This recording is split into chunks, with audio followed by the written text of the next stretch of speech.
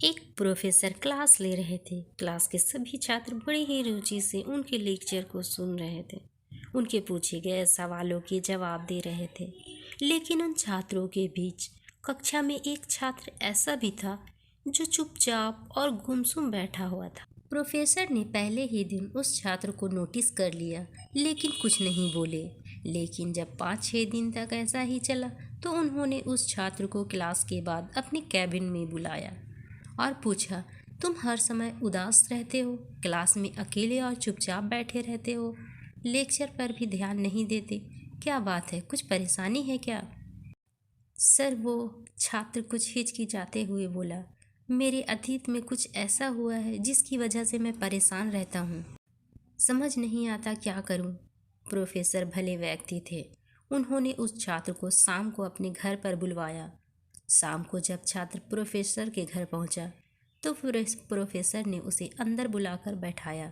फिर समय किचन में चले गए और शिकंजी बनाने लगे।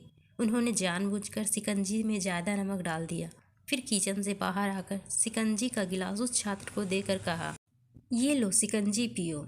छात्र ने गिलास हाथ में लेकर जैसे ही एक घूंट लिया, अधिक नमक के स्वाद के कारण उसका मुंह अजीब सा बन गया। यह देख प्रोफेसर ने पूछा, क्या हुआ, शिकंजी पसंद नहीं आई? नहीं सर, ऐसी बात नहीं है, बस शिकंजी में नमक थोड़ा ज़्यादा है, छात्र बोला। अरे, अब तो ये बेकार हो गया है, लाओ गिलास मुझे दो, मैं इसे फेंक देता हूँ। प्रोफेसर ने छात्र से गिलास लेने के लिए अपना हाथ बढ़ाया, लेकिन छात्र ने मना करते हुए कहा, नहीं सर, बस नमक ही तो ज़्यादा है, थोड़ी चीनी और मिलाएंगे तो स्वाद ठीक हो जाएगा। यह बात सुन प्रोफेसर गंभीर हो गए और बोले, सही कहा तुमने, अब इसे समझ भी जाओ। ये शिकंजी तुम्हारी जिंदगी है, इसमें घुला अधिक नमक तुम्हारे अतीत के बुरे अनुभव है। जैसे नमक को शिकंजी से बाहर नहीं निकाल सकते, वैसे ही उन बुरे अनुभवों को भी जिंदगी से अलग नहीं कर सकते।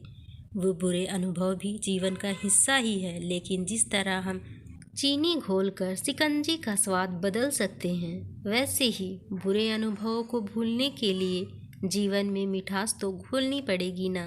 इसलिए मैं चाहता हूँ कि तुम अब अपने जीवन में मिठास घोलो। प्रोफेसर की बात छात्र समझ गया और उसने निश्चय किया कि अब वह बीती बातों से परेशान नहीं होगा। जीवन में अक्सर हम अतीत की बुरी यादों और अनुभवों को याद कर दुखी होते रहते हैं। इस तरह हम अपने वर्तमान पर ध्यान नहीं दे पाते और कहीं ना कहीं अपना भविष्य बिगाड़ लेते हैं। जो हो चुका उसे सुधारा नहीं जा सकता, लेकिन कम से कम उसे भुलाया तो जा सकता है।